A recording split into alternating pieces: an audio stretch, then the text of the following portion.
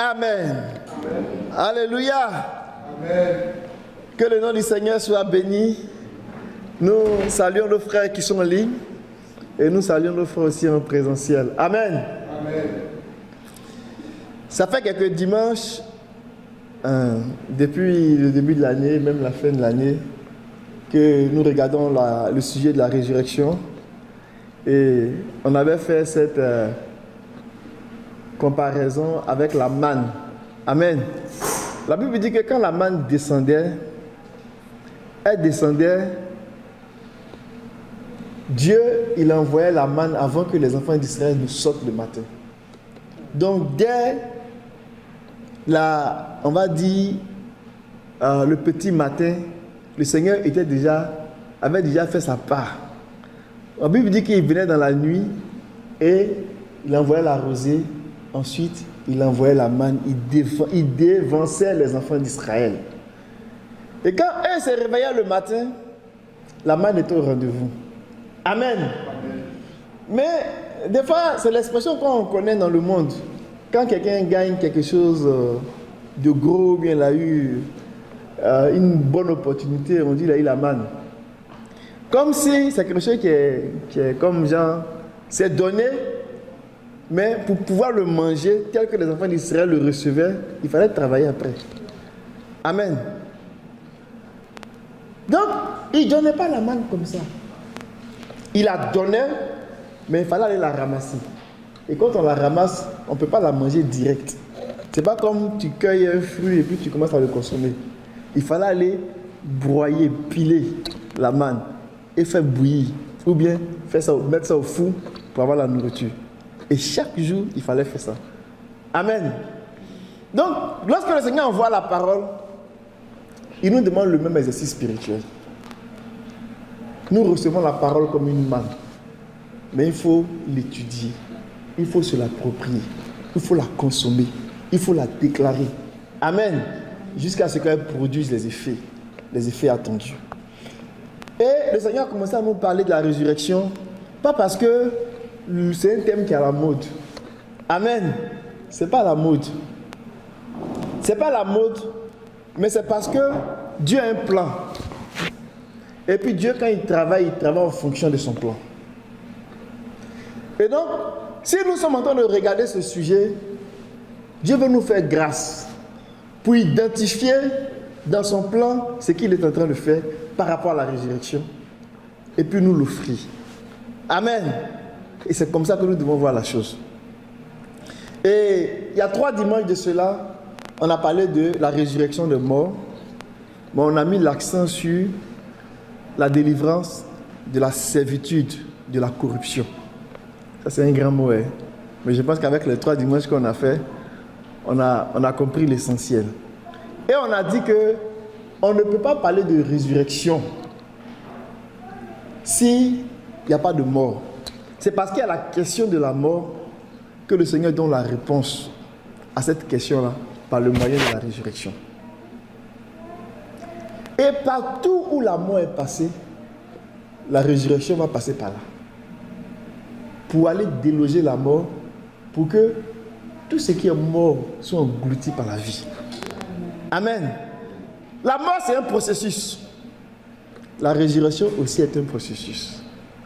Donc, partout où le processus de la mort est passé, le processus de la résurrection va passer. Là où il y a la mort dans une certaine mesure, pour ceux qui rencontrent et qui acceptent le Seigneur, la résurrection va venir aussi. Et dans une certaine mesure, va commencer à déloger progressivement la mort jusqu'à ce que la vie engloutisse la mort. Amen. Donc, lorsque nous regardons ce sujet-là, on va le regarder de diverses manières, mais je suis confiant que Dieu va nous faire grâce de comprendre la structure de la maison de la résurrection. Parce que des fois, les frères vont venir, ils vont regarder, ils vont dire, il y a la porte ici, il y a le toit, il y a une belle vitrée. Mais tout ça, ça fait partie de la maison de la résurrection. Mais que le Seigneur nous donne d'avoir l'image, la maison complète. Et comment Dieu est en train de la construire. Pas à l'extérieur de nous, mais en nous. Jusqu'à ce qu'elle se révèle. Amen. Donc aujourd'hui, nous allons continuer dans ce message-là. Mais on va prendre un autre bout. Amen. On va parler de l'espérance bénie en Christ, la meilleure résurrection. Alléluia. L'espérance bénie en Christ, la meilleure résurrection. Donc, pour ceux qui veulent bien me suivre là, l'espérance bénie en Christ, 2 points. La meilleure résurrection. Amen. Il y a une espérance bénie. Et Dieu a caché ça dans la meilleure résurrection. Au fur et à mesure qu'on va regarder ça, ça va devenir plus clair et plus tangible pour nous. Allons-y dans le livre de Tite, chapitre 2. Enfin, amen, je vais te solliciter. Amen. Et alors qu'on va évoluer, on va toujours faire l'effort de faire les liens avec ce qu'on a déjà vu. Pourquoi on ait l'assurance qu'on dit la même chose. Afin qu'on sache que ce qu'on dit en tant que même chose là, c'est pour venir certifier que ce qui est dit est vrai. Amen. Que le Seigneur bénisse sa parole. Alléluia. Amen. Tite chapitre 2, le verset 11 au verset 14. Car la grâce de Dieu, source de salut pour tous les hommes, a été manifestée. Elle nous enseigne à renoncer à l'impiété et aux convoitises mondaines et à vivre dans le siècle présent selon la sagesse, la justice et la piété, en attendant la bienheureuse espérance et la manifestation de la gloire du bon Dieu et de notre Sauveur, Jésus-Christ, qui s'est donné lui-même pour nous afin de nous racheter de toute iniquité et de se faire un peuple qui lui appartienne, purifié par lui et zélé pour les bonnes œuvres. Alléluia. Amen. Souvent les phrases de l'apôtre Paul, elles sont longues.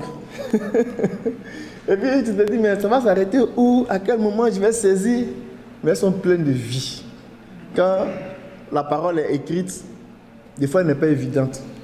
Mais quand la parole écrite devient parole parlée, elle commence à prendre forme. Amen. C'est pour cela que Dieu donne les ministères. Pour que la parole écrite passe à un autre niveau, à la parole parlée, pour nous donner l'intelligence de ce qui est écrit. Amen. Et ici il dit, regardez bien le verset 11, il dit, car la grâce de Dieu,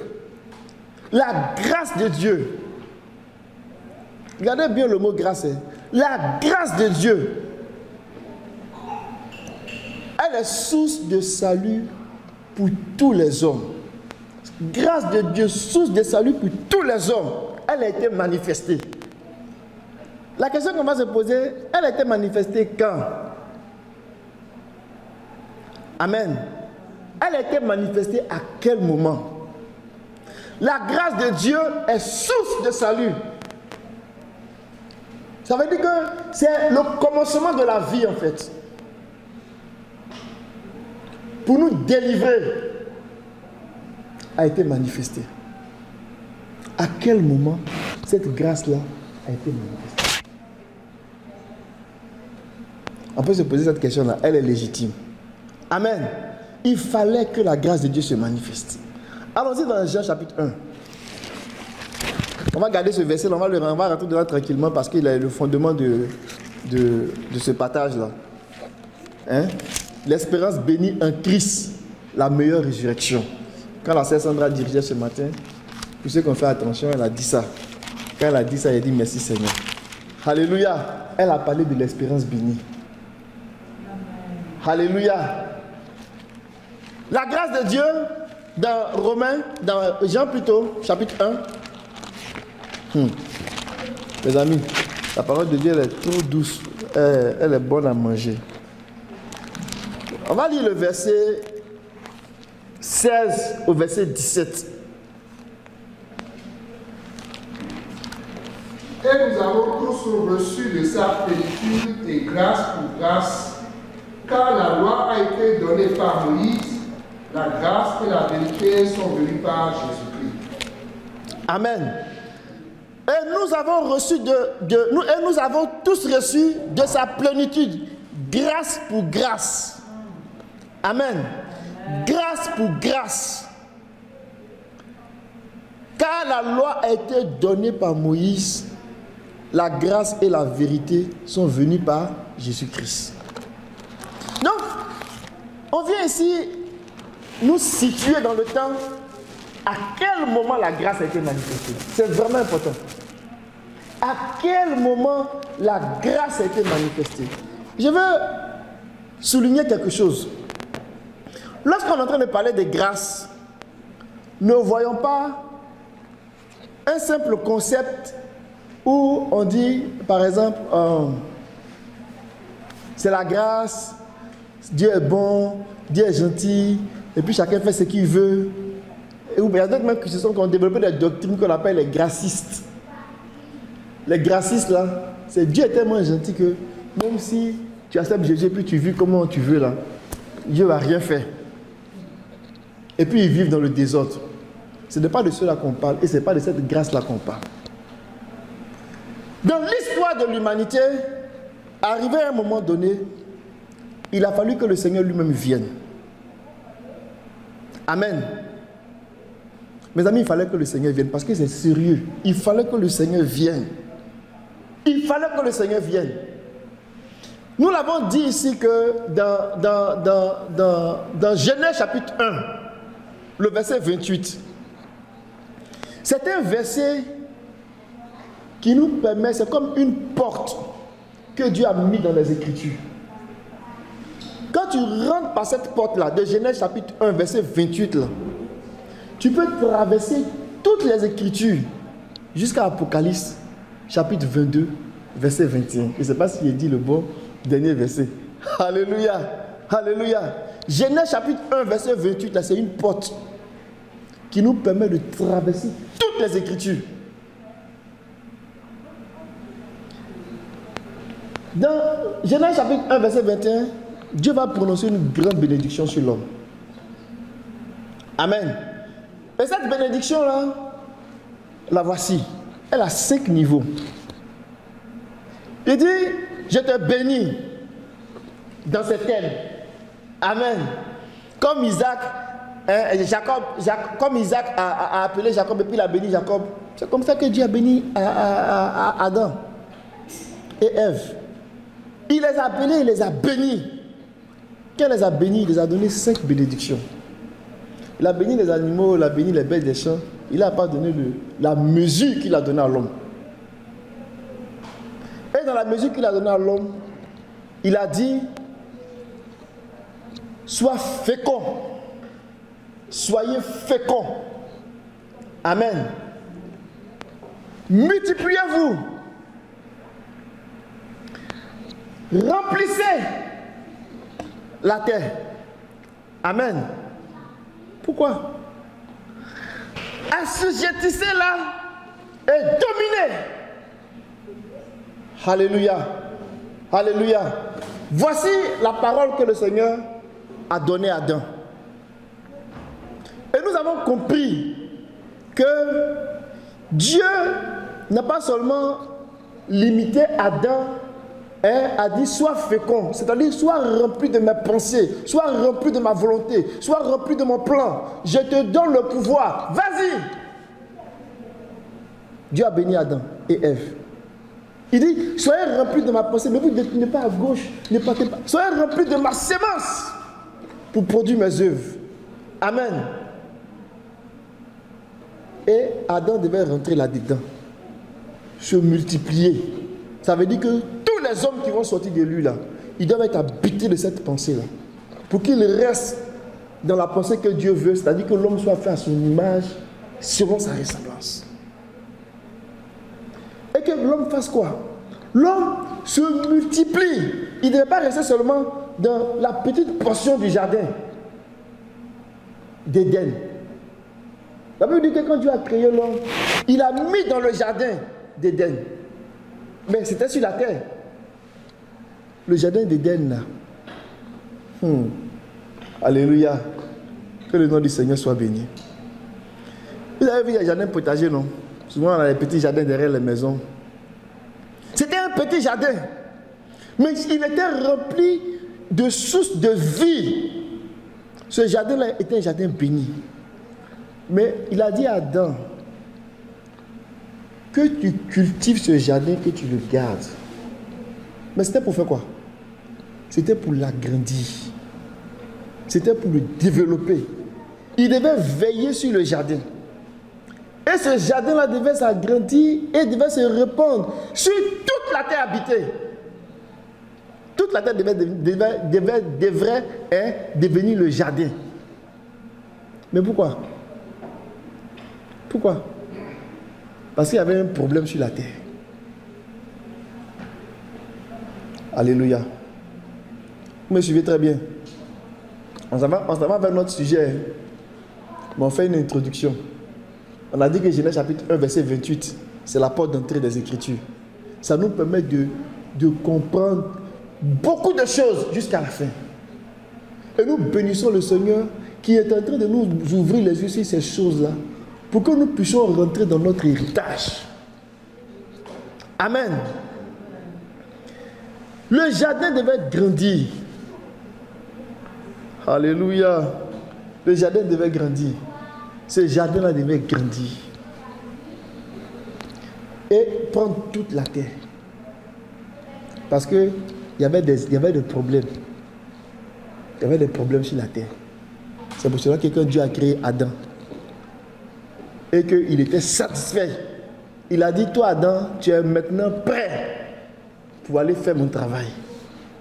Donc quand tu vas partir là, il faut assujettir la terre, il faut dominer la terre. Mais quand il a dit de dominer, qu'est-ce qu'il a dit? Tu domines sur 3 sphères. Il y a 3 sphères dans lesquelles il devait dominer. Dominer sur les poissons de la mer. Dominer sur les oiseaux du ciel. Dominer sur tout animal qui se met sur la terre. Oh, c'est merveilleux. C'est que Dieu a dit à Adam ici là. Si tu lis ça avec les yeux d'un homme simple, tu vas dire, mais Adam devait être le chef de tous les poissons de la mer. C'est correct? Adam devait être le chef de tous les oiseaux du ciel. C'est aussi correct? Il devait être aussi le chef de tous les animaux de la terre. C'est correct. D'ailleurs, il a donné tous un nom.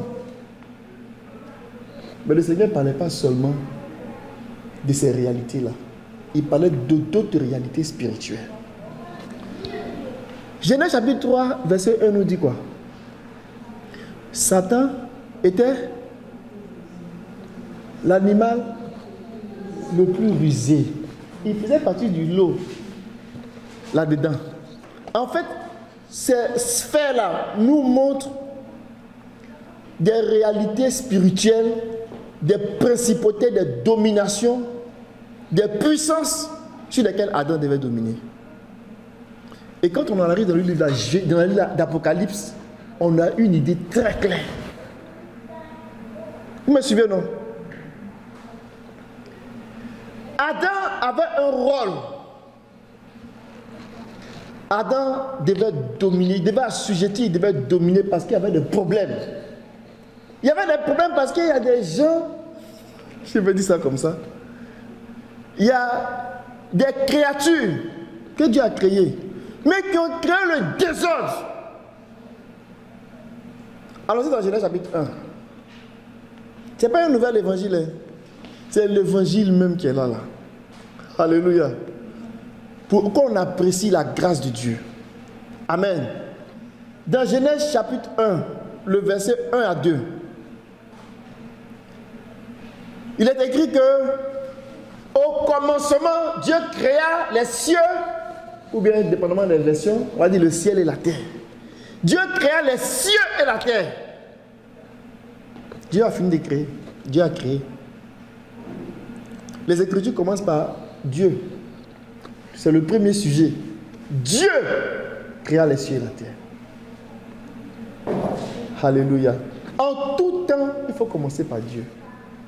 Et les Écritures rendent témoignage que Dieu a créé les cieux et la terre.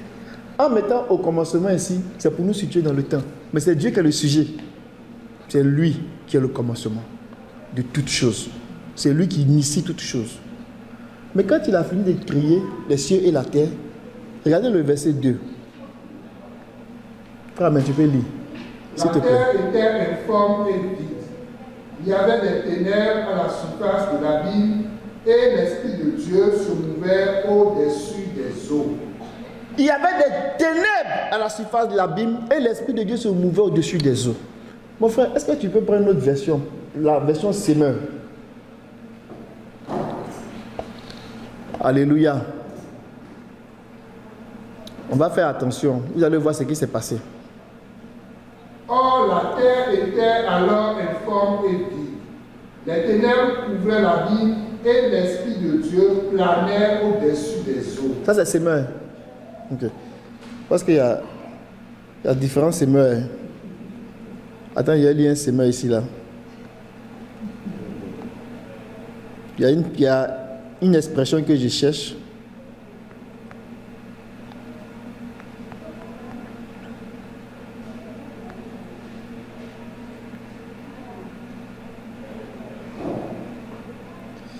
Dans la version Semeur que j'ai ici, on dit: or la terre était chaotique et vide. Les ténèbres couvraient l'abîme et l'Esprit de Dieu planait au-dessus des eaux. Amen. Maintenant, je vais nous poser une question. Au commencement, Dieu a créé les cieux et la terre. Au verset 2, on ne sait pas ce qui se passe. On nous dit que la terre est chaotique et vide. Est-ce que Dieu peut créer les cieux et la terre, et puis la terre qu'il a créée là est chaotique et vide? On ne peut pas dire ça. C'est pas parce qu'on veut le supporter et puis... Non, on ne peut pas dire ça.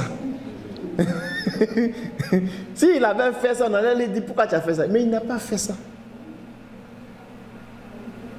La terre, je vais le dire en d'autres termes, est devenue chaotique et vide. Quelqu'un dira: frère Alain, d'où tu tiens ça? On dit ici la terre était chaotique et vide. Toi tu dis que la terre est devenue. On va lire le témoignage de Ésaïe. Je ne sais pas si tu as la même version encore. J'espère que ça va apparaître de façon évidente. Ésaïe 45, verset 18. Que le Seigneur bénisse sa parole. Voici ce que déclare l'Éternel qui a créé le ciel, lui qui est Dieu, et qui a fait la terre, qui l'a formée et affermie. Il ne l'a pas créée afin d'être un chaos, mais il l'a façonné pour que l'on y habite. Moi, je suis l'Éternel, il n'y en a pas d'autre. Alléluia. C'est la même version, non? Pas tout à fait. Hein? Bon, je vais relire encore. C'est pas grave, frère, amen. Parce que souvent, tu as une autre version, ça, Sonia? Tu peux lire un peu fort pour que les gens qui sont en ligne t'entendent. Tu lis comme avec un son de trompette. Voici ce que déclare l'Éternel, qui a créé le ciel, lui qui est Dieu, et qui a fait la terre, qui l'a formée et affermie. Il ne l'a pas créé à l'état chaotique, mais il l'a façonné pour que l'on y habite. Amen. Alléluia. Les Écritures sont claires. Dieu n'a pas créé la terre à l'état chaotique. C'est Moïse qui a dit ça. Moïse ne s'est pas trompé. Moïse, il dit les choses telles que le Seigneur lui a donné de dire. Moïse, c'est un prophète. Mais il n'est pas le seul prophète. Ésaïe, c'est un prophète. Et Ésaïe témoigne aussi. Alléluia. L'esprit qui a inspiré Moïse, c'est le même esprit qui a inspiré Ésaïe. C'est l'esprit des prophètes. Et ils ont la pensée de Dieu. Ce qui est écrit là, c'est pour nous dire qu'est-ce que Dieu a commencé à faire depuis le début et qu'est-ce que Dieu est en train de faire aujourd'hui et où Dieu il s'en va. Donc les Écritures nous sont données pour bien apprécier l'œuvre de Dieu. Amen. Donc Ésaïe dit que Dieu n'a pas créé la terre à l'état chaotique. Et puis moi j'ai dit amen à ça. Et l'Église dit amen à ça. Amen. Alléluia. Donc, si quelqu'un est dans une situation chaotique, qui comprennent que Dieu n'a pas créé la terre à l'état chaotique. Et tu peux saisir ça pour dire, Seigneur, tu ne m'as pas créé à l'état chaotique. La maladie ne peut pas avoir pouvoir sur moi. Amen. Tu ne m'as pas créé à l'état chaotique pour que je sois constamment dans la peur de la mort, dans la peur du lendemain. Dieu n'a pas créé la terre à l'état chaotique. Il a créé la terre pour qu'elle soit habitable. Voilà son plan. Et donc si on découvre que la terre qui n'a pas été créée à l'état chaotique, dans Genèse chapitre 1, se retrouve à l'état chaotique, c'est que quelque chose s'est passé. Est-ce qu'on est d'accord avec ça? C'est qu'il y a eu quelque chose.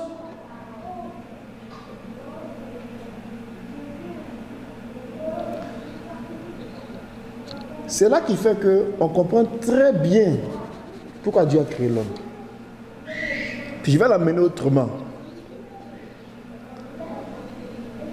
L'état chaotique là a été produit par Satan et les démons qui sont rentrés dans une rébellion et qui ont voulu gâter les choses de Dieu.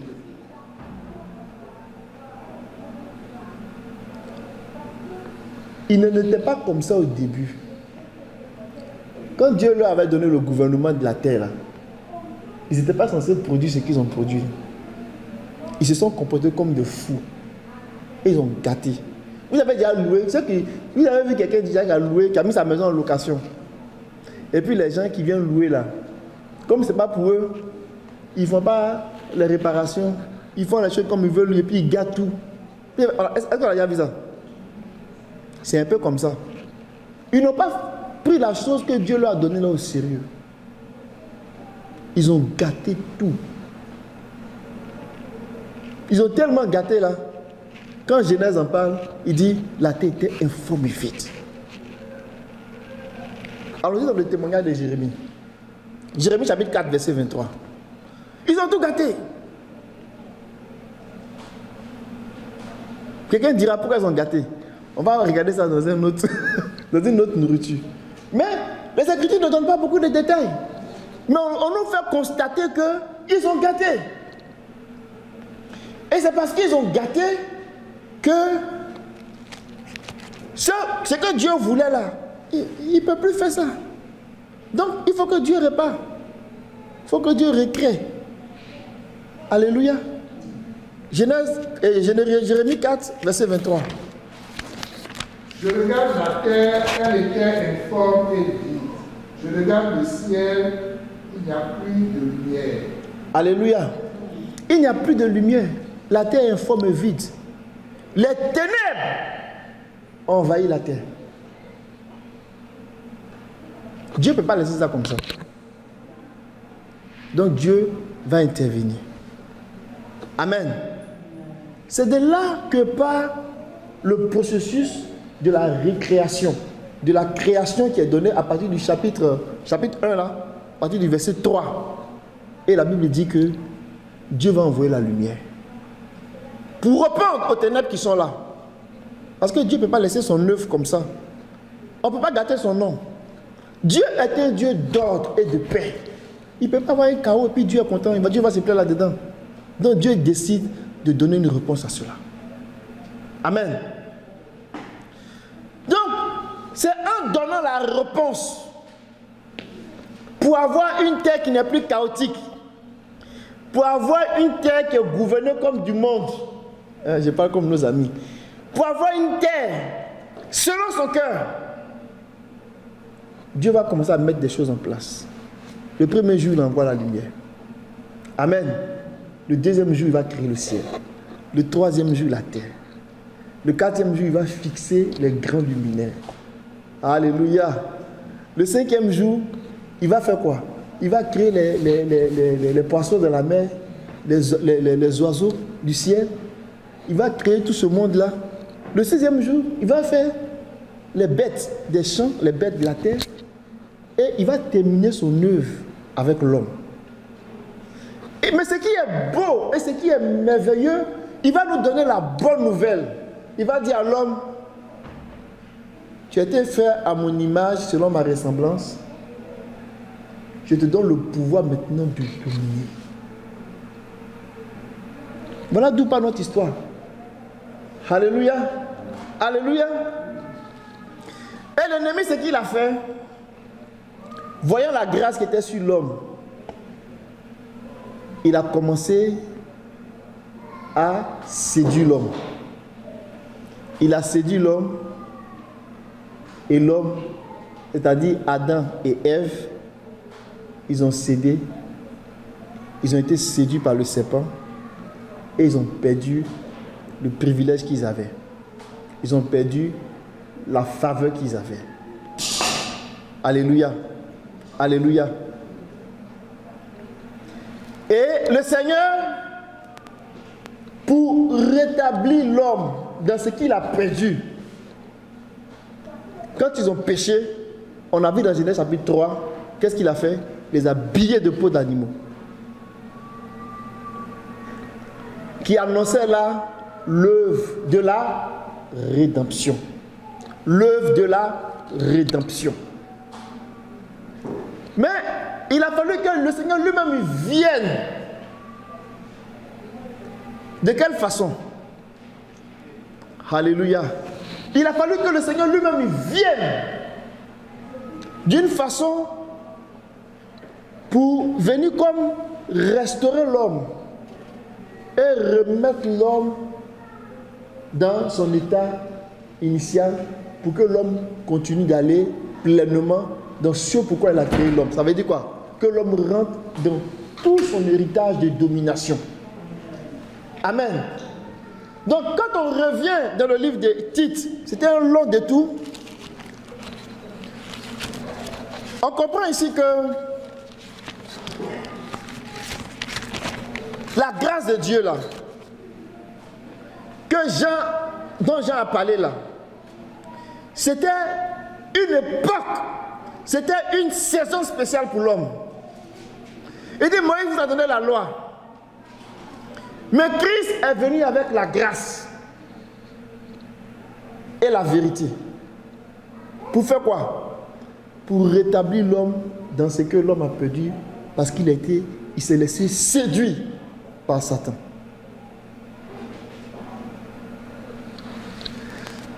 Mais cette grâce-là que le Seigneur a accordée là, la Bible dit que c'est une source de salut. C'est-à-dire la grâce, c'est le moyen par lequel, pour ne pas dire par laquelle, Dieu va venir toucher l'homme et le ramener à la vie. On va lire un autre passage pour parler de cette grâce-là. Et après, on va revenir dans notre verset de base. Alléluia. Dans 2 Corinthiens, chapitre 8, verset 9. Parce que des fois, quand on définit les thèmes, si on prend ça simplement comme dans le dictionnaire, on ne comprend pas bien la pensée du Seigneur. Amen. 2 Corinthiens chapitre 9. Pardon, 8, verset 9. Car vous connaissez la grâce de notre Seigneur Jésus-Christ. C'est là que ça devient intéressant. Qui pour vous s'est fait pauvre, le riche qu'il était, afin que par sa pauvreté vous fussiez enrichis. Amen. La Bible dit que la grâce est une source de salut pour les hommes. Et ici, on nous donne un autre aspect de la grâce. Paul dit, vous connaissez la grâce de Dieu. Ce que ça renferme là, c'est que le Seigneur, il s'est fait pauvre. Afin que par sa pauvreté, nous soyons riches. Amen. Ce verset-là ne nous parle pas d'une pauvreté matérielle. Jean, il était fils de charpentier, Ses parents avaient du mal à s'en sortir. Donc, il était pauvre. Et comme il est devenu pauvre, nous, on est devenu riche. Ça n'a rien à voir avec le matériel. Ça n'a rien à voir. Adam a perdu quelque chose. Et il fallait rétablir cette chose-là. Mais pour rétablir ce qu'Adam a perdu, Hébreu va nous dire, on va revenir ici, hein. Hébreu 11. Hébreu 2, pardon.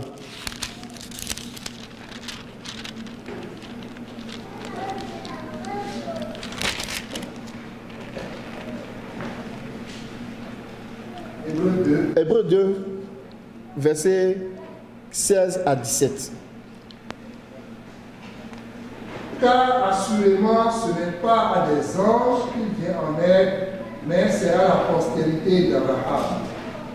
En conséquence, il a dû être rendu semblable en toutes choses à ses frères, afin qu'il fût un souverain sacrificateur miséricordieux et fidèle dans le service de Dieu, pour faire l'expiation des péchés du peuple. Alléluia. Quand Dieu a créé Adam, dans le psaume 8, la Bible dit que Dieu lui a donné la domination. Et il était revêtu de gloire et de puissance. Adam, il n'était pas faible, parce qu'il était appelé à dominer sur toutes les bêtes des champs, incluant le diable lui-même. Donc il n'était pas faible. Il était équipé pour cette mission. Amen. Adam était équipé pour dominer toutes les principautés, toutes les dominations, tous les esprits méchants qui ont créé le désordre là. Adam était équipé pour faire face à ces gens-là. Mais quand Adam a chuté, quand Adam a péché, quand Adam s'est laissé séduire, la mort est rentrée, comme on a vu. Quand la mort est rentrée, la mort a tellement affaibli Adam que Adam est devenu comme pauvre. Tout ce qu'il avait comme les attributs de gloire là, ça s'atteignit. Toute sa puissance, toute sa force a été diminuée jusqu'à ce que ça s'est ressenti dans son corps. Et il s'est retrouvé avec un corps malade, un corps mourant, un corps faible, un corps qui sent la douleur. Et pour pouvoir le relever d'où il est tombé, Dieu a manifesté grâce sur grâce pour venir prendre un corps semblable à celui des hommes. C'est pour ça que Hébreu nous dit que ce n'est pas aux anges, il n'est pas venu pour aider les anges. Il est venu pour aider les hommes. Donc il ne peut pas apparaître dans un corps d'ange, parce qu'ils ne sont pas de même nature. Et puis ce n'est pas les anges qui vont parler aux hommes. Il est venu dans un corps d'homme. Donc la grâce de Dieu là, c'est cette faveur que Dieu a accordée à l'homme qui a mené lui-même là à prendre la condition humiliante de l'homme, la condition faible de l'homme, à prendre cette condition-là. Donc il a participé à la condition de l'homme. Mais Dieu est sage. Il a participé à la condition de l'homme. Mais à cause du péché, il y a certaines zones dans la condition de l'homme là qu'il ne pouvait pas vivre en fait. Donc son corps était pareil comme nous. Mais à cause du péché là, le corps d'Adam s'est affaibli encore plus.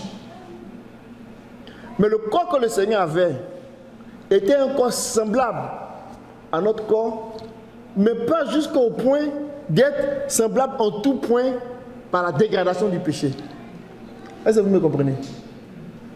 Hein? Je vais dire ça autrement.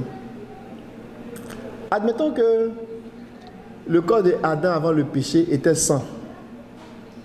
Le corps d'Adam avant le péché était saint, avait un niveau saint. Adam a péché, ça a amené ce corps à 80, 50. Et puis, si Dieu fait rien, ça va descendre jusqu'à, et puis ça va donner autre chose. Mais ce qui a fait descendre le corps d'Adam en bas de sang là, c'est le péché. Mais le Seigneur vient pour le sauver. Et le Seigneur descend dans la même condition que l'homme, que Adam. C'est-à-dire qu'il va prendre un corps qui sort de la terre, comme Adam est sorti de la terre. Mais ce corps-là, qui sort de la terre, là, il ne va pas vivre toutes les pourritures que le corps d'Adam a vécu à cause du péché. Vous me comprenez? Cependant, il a pris un corps semblable parce qu'il est né d'une femme. Et il fallait qu'il prenne un corps, il soit dans une nature qui soit proche de la nature de l'homme. Donc quand on dit s'est rendu pauvre, c'est relatif. Il s'est rendu pauvre, c'est-à-dire qu'il s'est mis dans la condition de l'homme. Parce que s'il n'était pas rendu, il s'était pas rendu jusqu'à la condition de l'homme, naître d'une femme, il n'était pas possible qu'il vienne en aide aux hommes. Amen. Amen. Et donc, il vient maintenant en aide aux hommes. Parce que les hommes ont trouvé grâce, ils ont trouvé une grande faveur vis-à-vis de Dieu. Et donc, quand on parle de la grâce, on parle d'un pouvoir que Dieu va mettre en place. On parle d'une force que Dieu va mettre en place qui va travailler pour la rédemption. La grâce là, c'est la force que Dieu donne à la rédemption pour ramener l'homme dans tout ce qu'il a perdu et pour l'amener même à des niveaux au-delà même qu'il ne pouvait même pas imaginer. Comme on a vu ce matin. Des choses qui ne sont même pas montées dans le cœur de l'homme, qui ne sont même pas montées dans la pensée de l'homme. La grâce va prendre l'homme, va l'élever jusqu'à ce niveau-là. Donc, on est en train de parler de l'espérance bénie en Christ, qui est la meilleure résurrection. Et pour pouvoir apprécier cela, on a regardé un peu d'où Adam vient et comment le Seigneur vient pour le chercher. On dit que cette grâce-là, c'est elle qui nous donne accès à l'espérance bénie. Parce qu'elle est la source de vie. Mais la grâce, pour qu'elle se manifeste, il faut que le Seigneur devienne pauvre. Amen. Et dans les jours de sa chair, quand il est venu, le Seigneur s'est rendu pauvre. Ça veut dire qu'il a pris un corps, comme un corps terrestre, un corps d'homme. Pour que, par sa pauvreté, que nous on devienne riches. Dans Philippiens 2, chapitre 2, alléluia. On nous dit que, je vais lire à partir du verset 5. Ayez en vous les sentiments qui étaient en Jésus-Christ, lequel existait en forme de Dieu, n'ayant point regardé comme une proie à arracher d'être égal à Dieu, mais s'est dépouillé lui-même en prenant une forme de serviteur, en devenant semblable aux hommes. Et ayant paru comme un simple homme, il s'est humilié lui-même en se rendant obéissant jusqu'à la mort, même jusqu'à la mort de la croix. Alléluia. C'est pourquoi Dieu l'a souverainement élevé et lui a donné le nom qui est au-dessus de tout nom. Donc Jésus, il est devenu comme un simple homme. Il est venu prendre la condition de l'homme pour venir chercher l'homme dans où il est et le reprendre pour l'élever. Que le nom du Seigneur soit béni. Donc, Tite nous dit que cette grâce-là, qui est la source de salut-là, qui est la bénédiction que Dieu donne à l'homme, ça nous fait quoi?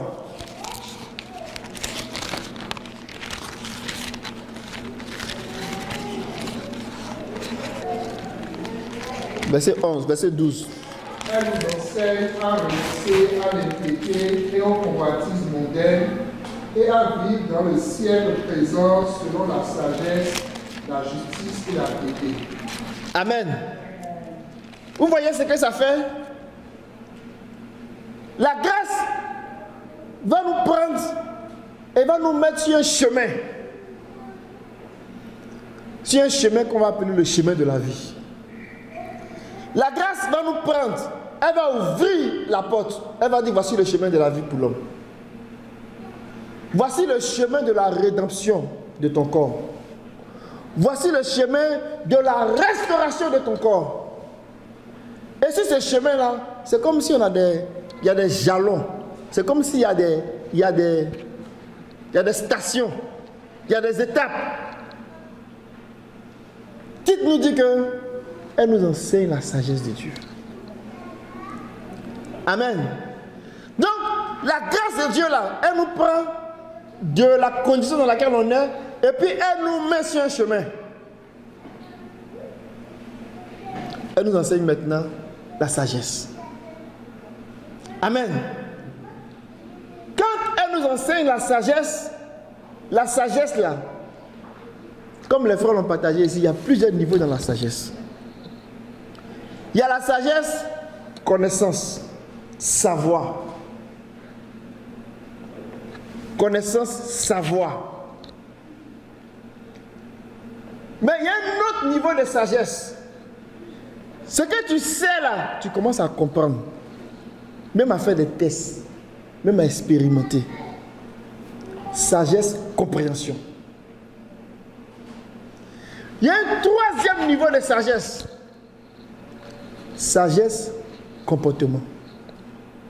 Prudence. Parce que je sais et que je comprends que ça, là, ça peut mener à la mort, là, je ne fais pas. Ce niveau de sagesse, là, quand elle nous a enseigné, elle nous introduit dans une vie de justice. Amen. Amen. Et la vie de justice, vous voyez les jalons, non? La sagesse, la justice, ça va nous introduire dans une vie de piété, de consécration. Comme il dit. Maintenant, si vous ne voyez pas bien, allons-y dans 1 Corinthiens chapitre 1, le verset 30. Vous allez voir le chemin que ça suit. Le Seigneur qui a ouvert la porte de la grâce là, qui est venu vers nous, qui s'est rendu pauvre pour qu'on soit riche là. Mais on soit riche de quoi? On soit riche de Dieu, riche de la nature de Dieu. Amen. C'est ça que le Seigneur est en train de faire. Donc, de la pauvreté de ce corps-là à la richesse de ce corps-là, alléluia, à l'espérance en Christ de ce corps-là, à la meilleure espérance qu'on peut avoir, le Seigneur nous montre le chemin que la grâce trace pour nous. Amen. Jésus-Christ est fait pour nous sagesse, amen, justice, sanctification. Dans d'autres versets, on dit quoi? Consécration, purification. Consécration, purification.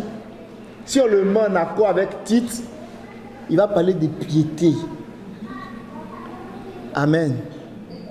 Mais pour faire quoi? Pour nous conduire à un autre jalon, qui est la rédemption. Dans d'autres versions, la rédemption va nous parler de la délivrance. La délivrance du péché, mais en fait, ce n'est pas seulement le péché. Quand le Seigneur nous délivre du péché, il va nous délivrer de la présence du péché et même délivrer de la mort elle-même. Parce que le péché travaille pour la mort. Amen. Éphésiens chapitre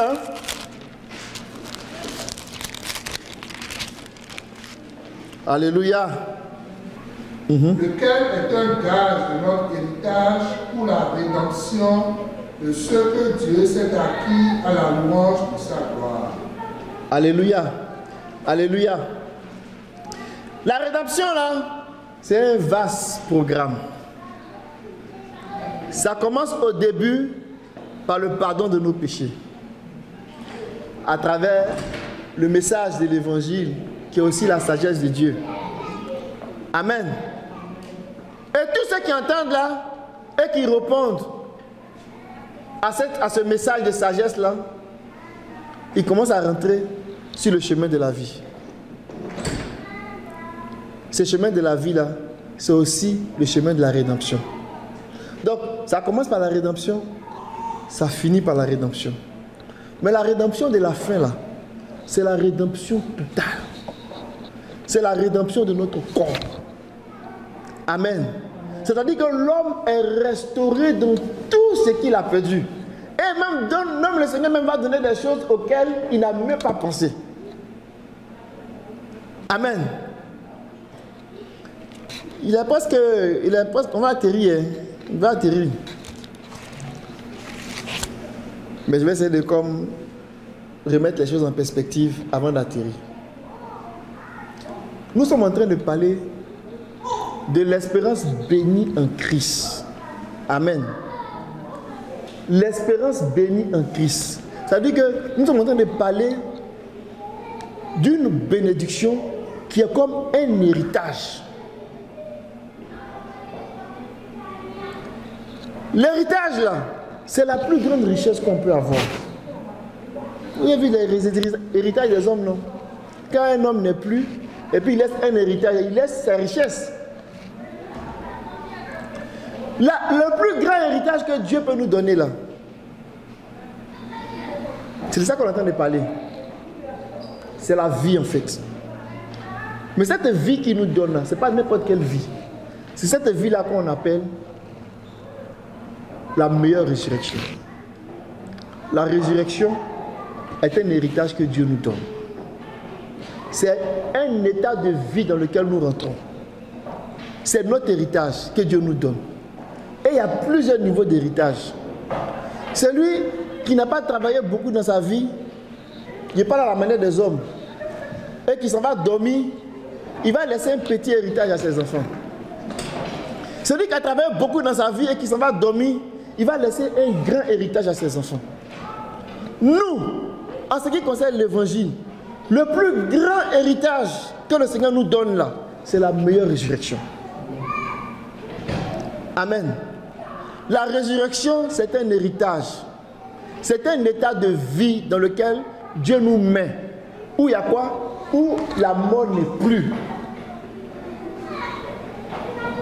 Et donc quand on parle de l'espérance bénie en Christ, on parle de la plus grande bénédiction qui est offerte à l'homme en Christ.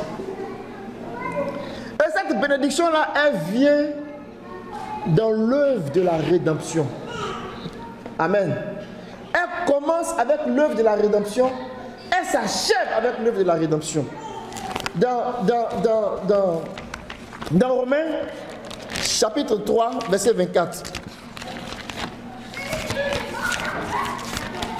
Alléluia. Romains chapitre 3, verset 24. Et ils sont gratuitement justifiés par sa grâce, par le moyen de la rédemption qui est en Jésus-Christ. Alléluia. Alléluia. Il dit, ils sont gratuitement justifiés. Vous vous souvenez de ça? Gratuitement justifiés. La justification là, que Dieu nous a donnée là, elle est gratuite. Mais pourquoi comment on est gratuitement justifié? Par sa grâce. Donc c'est parce qu'il y a eu l'œuvre de la grâce. La grâce travaille pour la rédemption. Par le moyen de la rédemption. Donc il y a la rédemption que Dieu a mis en place. Quand il a bien Adam avec les peaux d'animaux, il a annoncé le plan de rédemption. La grâce, c'est la fenêtre de faveur que Dieu ouvre avec la venue du Seigneur. Donc, il est venu avec la grâce et la vérité. Donc, quand la grâce vient pour nous donner notre héritage. Et il y a deux niveaux dans l'héritage que la grâce nous donne. Il y a un héritage, c'est le même héritage, mais à deux étages. Quand il rentre dans le premier étage, la grâce va aller nous donner la justification, va nous donner le pardon de nos péchés, Amen. Elle va même nous faire asseoir dans le ciel, dans les lieux élevés avec Christ. Elle va nous donner la domination. Elle va nous donner les dons de l'esprit. Elle va nous mettre dans une situation où on est prêt à servir Dieu. Ou du moins, on est capable de servir Dieu. Ça, c'est le premier niveau dans lequel la grâce va nous faire entrer. Cet héritage-là, on va dire que c'est l'héritage qui nous a été donné gratuitement par la connaissance que Dieu est en train de faire quelque chose. Tu n'as pas d'effort à faire. Si tu comprends que Dieu est en train de faire quelque chose et que tu as eu connaissance de ça, que tu le déclares, ça devient pour toi. C'est le premier niveau de vie dans lequel la grâce va nous faire entrer. Mais comme on a dit que c'est un chemin, la grâce va nous faire passer par des endroits où on doit payer avec notre vie de consécration. Mais ce n'est pas par nous-mêmes, par le sang de l'agneau. Apocalypse chapitre 12, verset 11. Ils l'ont vaincu à cause du sang de l'agneau, à cause de la parole, de leur témoignage. Amen. Et quoi encore? Jusqu'à ne pas avoir peur de leur vie, de craindre la mort, de craindre pour leur vie. Quand on commence à expérimenter, à rentrer dans ce niveau-là, où on est participant, où on cherche Dieu dans la prière, dans la supplication, dans le jeûne, dans les cris, cette même grâce-là va nous introduire dans le deuxième étage de la vie. Et quand on arrive là-bas, c'est dans le deuxième niveau de la vie là, que le Seigneur commence à dérouler son plan de façon exacte. Et puis c'est quelque part devant là-bas qu'on se rend compte que Dieu veut nous donner en fait de devenir comme lui, exactement comme lui. Mais quand c'est dans le premier niveau de vie, les gens pensent que c'est juste que Dieu nous a pardonné, nos péchés sont pardonnés, on peut maintenant prier pour les malades, on peut maintenant gérer des petites situations, on pense que c'est fini. Et puis on s'arrête là.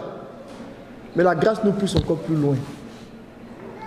Et le deuxième niveau où la grâce nous introduit là, c'est un niveau où le Seigneur va donner ça aux gens qui s'attendent à lui.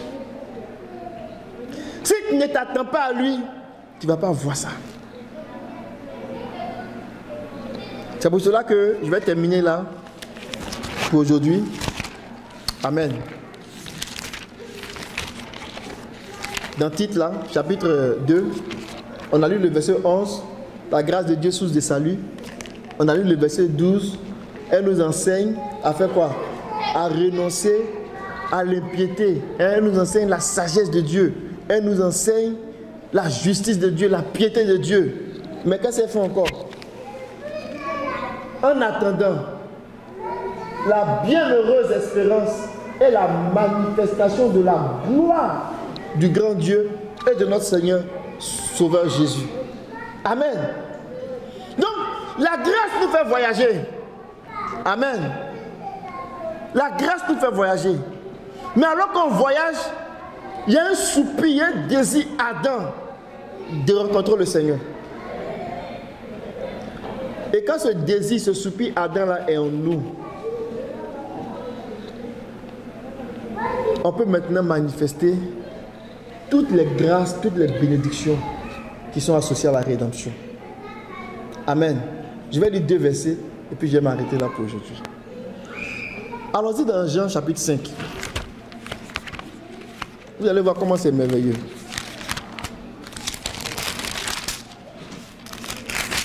Jean chapitre 5.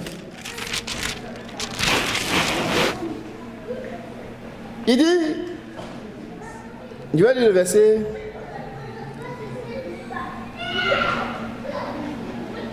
Verset 25, verset 24.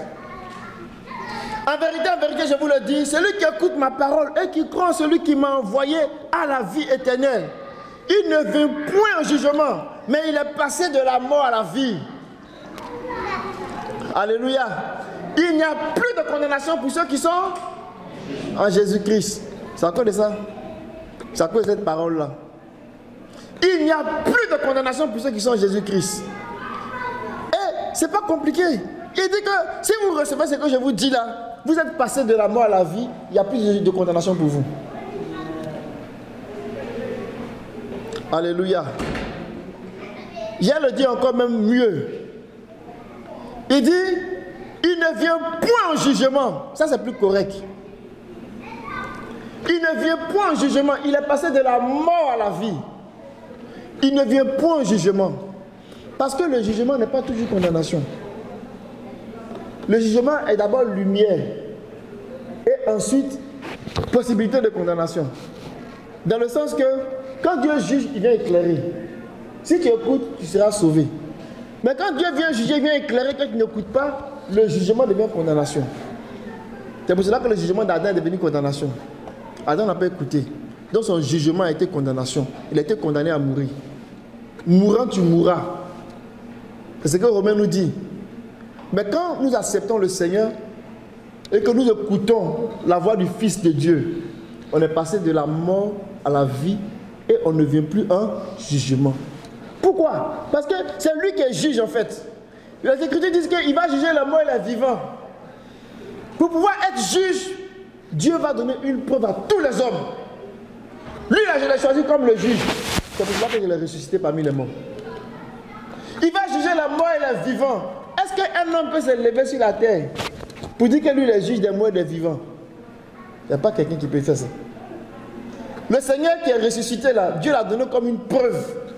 Il dit parce qu'il a ressuscité Jésus, dans Acte 17, parce qu'il a ressuscité Jésus, Jésus est devenu maintenant le juge qui va juger les morts et les vivants. Et donc, celui qui va juger les morts et les vivants là, il dit que si tu écoutes sa parole, tu passes de la vie à la mort, tu ne vas pas être jugé. C'est pas merveilleux?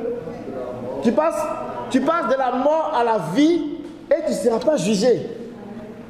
Amen. Amen. Parce que c'est lui qui juge. Maintenant, quand nous passons de la mort à la vie, le dernier verset, qu'est-ce qu'il va faire? L'espérance de la gloire. Pour ceux qui s'attendent à lui, voici ce qu'il va faire. Philippiens 3. Quand ça va se réaliser,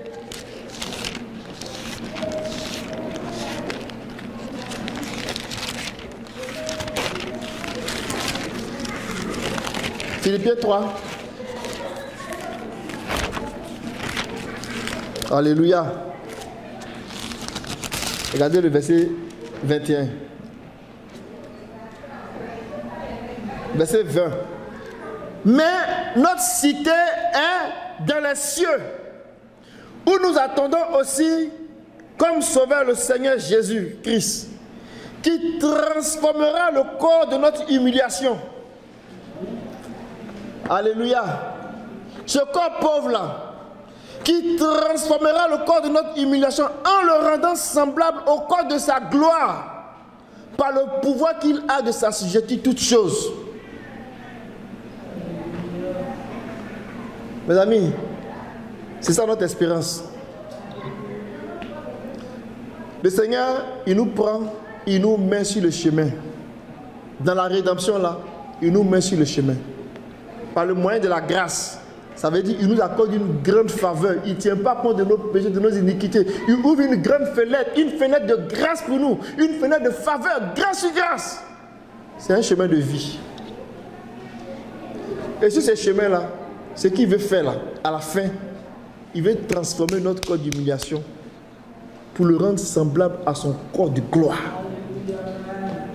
Son corps de gloire là, c'est le corps de sa richesse. Si je peux dire ça comme ça. On dit qu'il s'est rendu pauvre pour que, par sa pauvreté, nous soyons riches. Donc il était riche. Et il s'est rendu pauvre pour venir nous chercher dans notre pauvreté. Afin qu'on soit riche. C'est ça qu'il va nous donner. Et on va commencer à parler de ce corps de gloire là pour apprécier la résurrection. Alléluia. Le corps de sa gloire. Le corps de sa gloire. C'est ce que le Seigneur veut nous donner. L'espérance bénie là, c'est la plus grande bénédiction, le plus grand héritage qu'un homme puisse avoir. Le plus grand héritage qu'on peut avoir là, c'est d'avoir la résurrection que le Seigneur a connue. Il n'y a pas quelque chose qui est plus grand que ça. Quand un homme rentre là-dedans, il est comme le Seigneur. Mais quand on dit il est comme le Seigneur, il y a des limites. Alléluia.